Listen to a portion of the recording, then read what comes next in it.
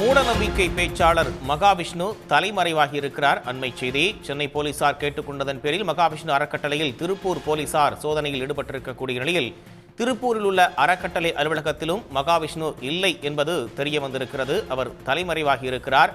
மகாவிஷ்ணுவை தொடர்பு கொள்ள இயலாததால் அவர் தலைமறைவாகி இருக்கலாம் என்று தற்போது தகவல் வெளியாகி இருக்கிறது. விவரங்களை வழங்குவதற்காக செய்தியாளர் செந்தில் இணைப்பில் காத்திருக்கிறார். கூடுதல் தகவல் செந்தில் இணைப்பில் இருக்கீங்க, விவரங்களை சொல்லுங்க. பள்ளி மாணவிகளிடம் விஷமத்தனமான பேச்சில் ஈடுபட்ட மகாவிஷ்ணு தற்போது தலைமறைவாகி இருக்கிறார். திருப்பூரில் உள்ள அவரது பரம்பொருள் பவுண்டேஷன் நிறுவனத்தில் விசாரணை நடத்த சென்ற போது அங்கு அவர் இல்லை. அதே போல அவருடைய சொந்த ஊரான மதுரையிலும் சென்னை போலீசார் மதுரை போலீசார் உதவியை நாடி அங்கு விசாரிக்க சென்ற போதும் அங்கும் அவர் இல்லை.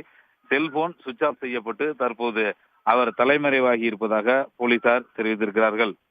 சென்னை அசோக் நகர் அரசு பள்ளி, அதே போல சைதாப்பேட்டை மாந்தோப்பு அரசு பள்ளிகளில் தன்னம்பிக்கை விழிப்புணர்வு என்ற வகையில் மாணவிகளுக்கு மோட்டிவேஷன் செய்யும் வகையில் பேசுவதற்காக வந்த பரம்பொருள் பவுண்டேஷன் நிறுவனர் மகாவிஷ்ணு என்பவர் மாணவிகளை ஒரு உற்சாகப்படுத்தும் வகையில் பேசாமல் அவர்களை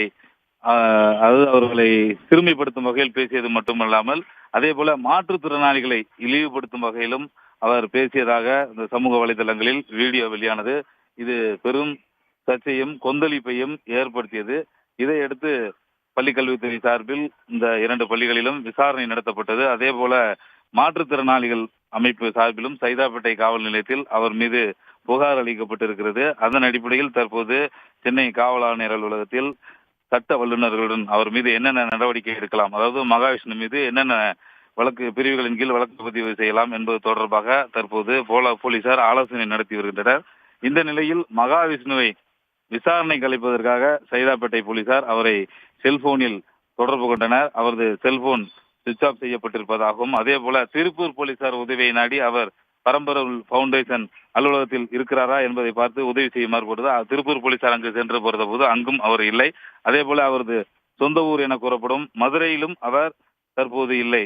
எனவே அவர் தற்போது போலீஸ் நடவடிக்கைக்கு பயந்து தலைமறைவாகி இருப்பதாக தற்போது தெரிய வந்திருக்கிறது. தொடர்ந்து போலீசார் அவரோட நெருக்கமாக தொடர்பில் இருந்தவர்கள் மூலம் அவரை பிடிப்பதற்காக ஏற்பாடுகளை தீவிரமாக செய்து வருகின்றனர். விரைவில் அவர் கைது செய்யப்படுவார் எனவும் போலீசார் தரப்பில் தெரிவிக்கப்பட்டிருக்கிறது. விரைவில் அவர் கைது செய்யப்படுவதற்கான வாய்ப்பு இருக்கு அப்படின்னு சொல்லியிருக்கீங்க. இப்ப அவர் மீது என்னென்ன பிரிவுகள்ல வழக்கு பதிவு செய்யப்படுவதற்கான வாய்ப்புகள் இருக்கு செந்தில்? முதற்கட்டமாக தற்போது சென்னை காவல் ஆணையர் அலுவலகத்தில் சட்ட வல்லுநர்களுடன் போலீஸ் உயர் அதிகாரிகள் ஆலோசனை நடத்தி வருகின்றார்கள்.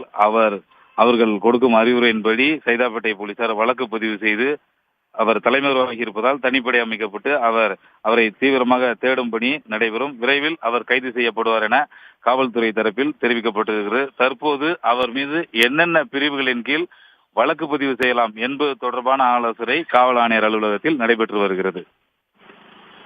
கூடுதல் விவரங்களுக்காக மீண்டும் இணையலாம் செந்தில். தற்போதைய தகவல்களுக்கு நன்றி. உடனுக்குடன் செய்திகளை தெரிந்து கொள்ள சன் நியூஸ் பெல் ஐகானை கிளிக் பண்ணுங்க.